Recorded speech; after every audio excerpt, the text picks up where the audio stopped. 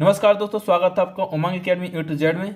इस वीडियो हम बात करने वाले ग्रीन हाउस प्रभाव क्या होता है और साथ ही साथ बात करेंगे ग्लोबल वार्मिंग क्या क्या होता है। नोट्स दिखाने से पहले आपको मैं जो बुक होती है एनसीईआरटी की अक्षर 9 की बुक है, इसमें आप देख सकते हैं। यदि आपके पास बुक अवेलेबल है तो उसको देख सकते हैं, यदि नहीं है तो आप इसमें नोट्स में देख लेंगे। जो इंपॉर्टेंट फैक्ट हैं, जो भी इंपॉर्टेंट क्वेश्चन बन सकते हैं, वो इसमें मैंने इंक्लूड किए हैं। सबसे पहले मैं ग्रीन हाउस प्रभाव के बारे में बताना चाहता हूँ। ग्रीन हाउस प्रभाव से जानने से पहले आपको इतना पता होना चाहिए, जो पृथ्वी है उसमें ऑक्सीजन की मात्रा कितनी है और कार्बन डाइऑक्साइड की मात्रा कितनी है, नाइट्रोजन की मात्रा कितनी है, जैसा पहले बता चुका हूं। मैं बात कर रहा हूं शुक्र एवं मंगल ग्रह पे जो कार्बन डाइऑक्साइड की मात्रा है वो 95 से 97% है। पृथ्वी पर कितनी है कार्बन डाइऑक्साइड की मात्रा? 0.03%। और सोचो शुक्र और मंगल जो ग्रह हैं वहां पर 95 से 97% वहां पर कार्बन डाइऑक्साइड की मात्रा है, तो कितनी अधिक होगी वहां पर?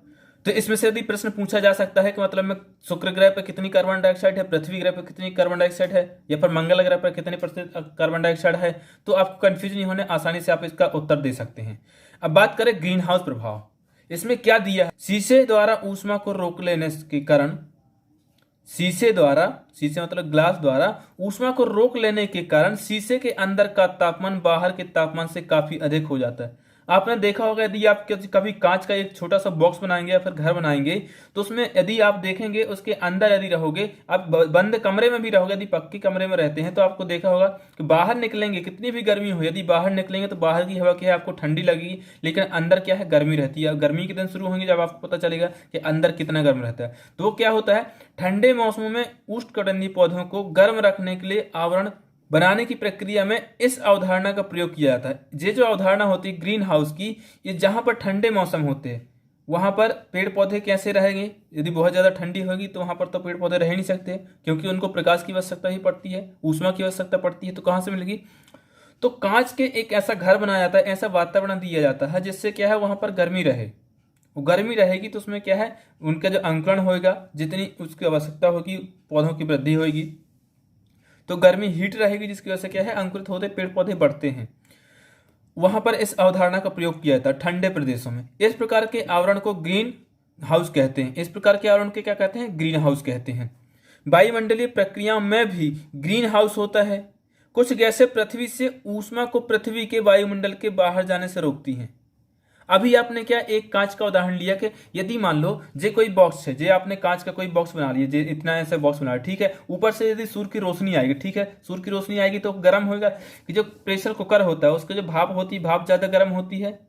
यदि आप पानी में हाथ डालोगे तो पानी की अपेक्षा कहाँ जलेगा? भाप में। गर्म पानी 100 सेल्सियस का यदि पानी है और 100 सेल्सियस की जो भाप है, दोनों की जो भाप एक साथ निकलता है गर्म है, तो भाप ज्यादा गर्म होती है कि पानी ज्यादा गर्म होता है? तो भाप से जलना क्या है, बहुत कठिन होता है, क्योंकि भाप जो है ज्यादा गर्म होती है। तो उसी प्रकार से यहाँ पर क्या होता है, भाप के द्वारा क्या हो जाता है, अंदर जो होता है गर्म हो जाती है, वहाँ की हवा गर्म हो जाती है, जिसकी वजह से क्या होता है कमरा बहुत ज्यादा गर्म होता है।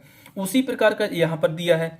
ये जो वायुमंडलीय प्रक्रिया में भी ग्रीन हाउस होता है। कुछ गैसें पृथ्वी से ऊष्मा को पृथ्वी के वायुमंडल के बाहर जाने से रोकती है। जो सूर्य से ऊष्मा आती है पृथ्वी पर, उसको वापस जाने से रोकती है। जितनी ऊष्मा आती है वो पूरी यदि पृथ्वी पर रह जाए तो रहना मुश्किल हो सकता है, जीना मुश्किल हो सकता है। तो उन गैसों के क्या है, बाहर जाने से रोकती है। वायुमंडल में विद्यमान इस प्रकार की गैसों में वृद्धि संसार के औसत तापमान को बढ़ाती है। इसकी वजह से क्या होता है, औसत तापमान बढ़ रहा है संसार का। इस प्रकार के प्रभाव को ग्रीन हाउस प्रभाव कहते हैं। कार्बन डाइऑक्साइड भी एक इसी प्रकार का ग्रीन हाउस गैस है। क्या है? कार्बन डाइऑक्साइड मुख्य रूप से ग्रीन हाउस गैस है। वायुमंडल में विद्यमान कार्बन डाइऑक्साइड में वृद्धि से वायुमंडल में ऊष्मा की वृद्धि होगी। इस प्रकार के कारणों को वैश्विक ऊष्मीकरण, ग्लोबल वार्मिंग की स्थिति उत्पन्न हो रही है। पूरा का पूरा जो आपका दिया है चैप्टर ग्रीन हाउस या फिर ग्लोबल वार्मिंग, वो पूरा पूरा ग्लोबल वार्मिंग के ऊपर डिपेंड है कि ग्लोबल वार्मिंग होता क्या है, कैसे ये शुरू होता है। तो सीधा सा सिंपल फंडा है कि एक यदि सूर्य की रोशनी यदि आती है, से सूर्य की रोशनी आती है, यहाँ से यदि कोई ऐसा आवरण बना हुआ है कुछ गैसों का, जो यहाँ पर पृथ्वी है, तो ये गैसें आकर के ऐसे निकल जाती हैं वापस। लेकिन कुछ गैसें यहाँ पर होती हैं जो कि इनको बाहर जाने नहीं देती हैं। जो गैसें यहाँ से आ जाती हैं इनको वापस नहीं जाने देती, जिसकी वजह से यहाँ का तापमान क्या है, बहुत ज़्यादा गर्म होने लगता है। और पृथ्वी की जो ऊपरी परत होती है सबसे पहली वाली, वहां पर गर्म होना ही क्या होता है, ग्लोबल वार्मिंग होता है। अब बात कर लेते हैं इसमें शॉर्ट नोट में, जो कि बहुत शॉर्ट में लिखा है, बहुत ज्यादा बहुत डिटेल में नहीं लिखा है, बहुत ज्यादा जो परीक्षा की दृष्टि से महत्वपूर्ण है वही लिखा है मैंने इसमें। ग्लोबल वार्मिंग क्या होता है, जिसको बोलते हैं वैश्विक ऊष्मीकरण। ग्लोबल वार्मिंग या फिर वैश्विक ऊष्मीकरण एक ही शब्द है। धरातलीय वायुमंडल में कार्बन डाइऑक्साइड की मात्रा में वृद्धि होने से वायुमंडलीय तापमान में वृद्धि ही ग्लोबल वार्मिंग कहलाता है।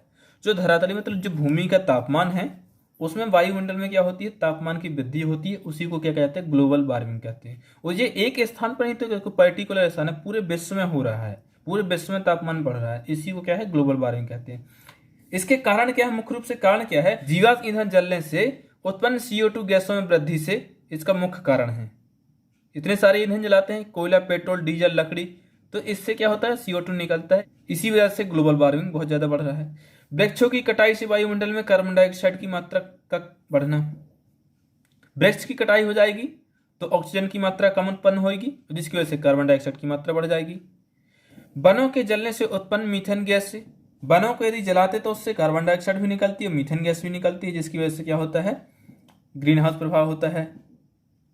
ग्रीन हाउस प्रभाव से उत्पन्न गैस है, ग्रीन हाउस प्रभाव जो होता है उसकी वजह से भी गैसें जो निकलती हैं उससे भी क्या होता है, ग्लोबल वार्मिंग प्रभावित होती है, ग्लोबल वार्मिंग का खतरा होता है, बहुत ज्यादा ग्लोबल वार्मिंग होती है। अब बात करें प्रभाव की, वैश्विक ऊष्मीकरण जो है इसका प्रभाव क्या है, क्यों है जरूरी भैया, इसको बचाना क्यों है जरूरी। तो बर्फ पिघलने से बाढ़ आना, यदि बहुत ज्यादा गर्मी होगी, जो बर्फीले स्थान है वहां पर से क्या है, बर्फ पिघल जाएगी, वहां बहुत सारे जान माल की हानि होगी, उससे बाढ़ भी आ सकती है। और जब वहां से पूरी बर्फ पिघल जाएगी तो उसके बाद में फिर वहां पर क्या रहेगा, सूखा बचेगा, पानी तो बचेगा नहीं वहां पर। समुद्र तल से जल में स्तर बढ़ना, समुद्र तल में जल स्तर बढ़ना, जो समुद्र तल है वहां पर जल का क्या है, बढ़ जाएगा, तो वहां के जो इलाके हैं, बहुत सारे जो लोग बसते हैं वहां पर रहते हैं, उन पर प्रभावित पड़ेगा, उन पर प्रभाव पड़ेगा। जलवायु में परिवर्तन, जो जलवायु होती है उसमें परिवर्तन हो जाएगा। आपने देखा है ठंडियों के मौसम में बहुत ज़्यादा ठंडी होती है, गर्मियों के मौसम में गर्मी होती है बहुत ज़्यादा, ठंडियों में भी बहुत कम ठंडी पड़ती है, तो मौसम क्या है, बहुत ज़्यादा परिवर्तन होने लगा है।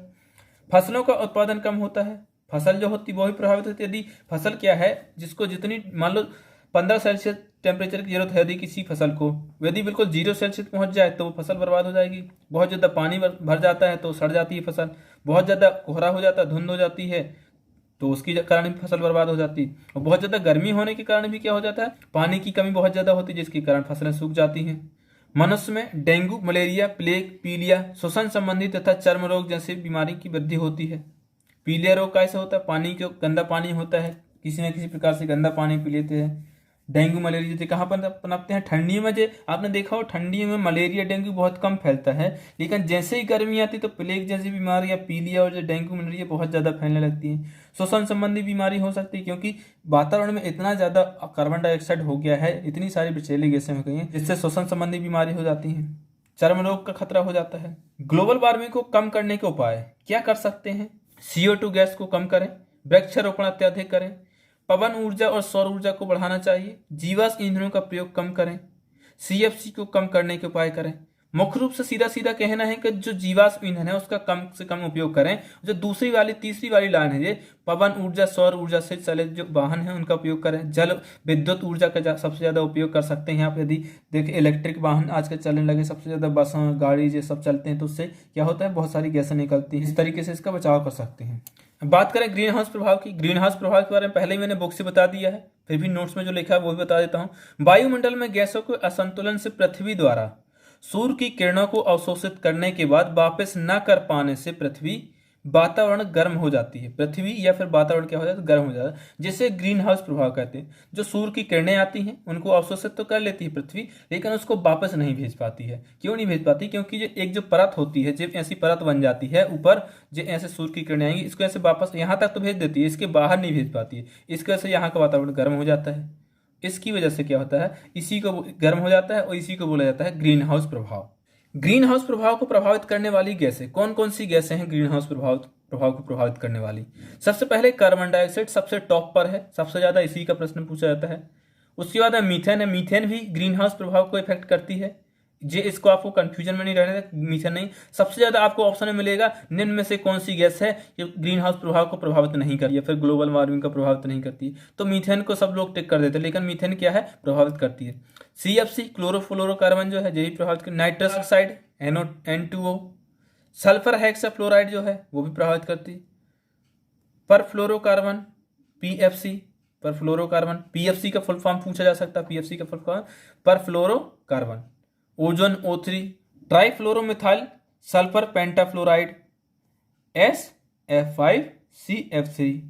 ये मुख्य रूप से जो गैसें हैं ग्रीन हाउस प्रभाव को प्रभावित करती हैं। अब बात करें प्रश्न की, तो पहला प्रश्न है इसमें, निम्न में से कौन सी गैसें ग्रीन हाउस गैसें हैं? उस गैस का नाम बताना। पहला CO2, दूसरा CH4 मीथेन, तीसरा N2O, या फिर उपरोक्त सभी। तो इसका जो चौथा ऑप्शन है वो सही हो जाएगा। उपरोक्त सभी जितनी भी गैसें हैं सभी ग्रीन हाउस प्रभाव को प्रभावित करती हैं। दूसरा प्रश्न है, ग्लोबल वार्मिंग को कम करने के लिए निम्न में से कौन सा उपाय है? कौन सा उपाय है? CO2 को बढ़ाएं, वनों उन्मूलन करें, या वृक्षारोपण करें, या फिर इनमें से कोई नहीं। दोस्तों इसके पहले वाले जो वीडियो हैं उनमें भी कई बार मैंने बताया कि वनों उन्मूलन का मतलब होता है पेड़ों की कटाई करना, वनों को नाश करना। तो ये तो करना ही नहीं है, बिल्कुल नहीं करना है। ना तो ऑक्सीजन कार्बन डाइऑक्साइड को बढ़ाना है, करना है तो सिर्फ क्या करना है, वृक्षों को लगाना है अधिक से अधिक। इससे क्या होगा, ग्लोबल वार्मिंग कम हो जाती है। प्रश्न नंबर तीसरा है, जंगल में लगी आग को क्या कहते हैं? यदि आपने इसके पहले वाले वीडियो देखा तो बड़ी आसानी से आपको इसका उत्तर पता होगा। पहला ऑप्शन है दानावल, दूसरा है दानाव, तीसरा है दावानल, या फिर चौथा इनमें से कोई नहीं। इसका ऑप्शन आपको कमेंट बॉक्स में कमेंट करके बताना है। आपसे रिक्वेस्ट है, यदि आपने हमारे चैनल को अभी तक सब्सक्राइब नहीं किया तो सब्सक्राइब कर लें, उसको जो बेल आइकन है उसको प्रेस कर लें, ताकि लेटेस्ट वीडियो की अपडेट आप तक पहुंचती रहे। वीडियो अच्छी लगे तो लाइक करें, शेयर करें, किसी प्रकार का सवाल हो तो कमेंट बॉक्स से कमेंट करें। Thanks for watching.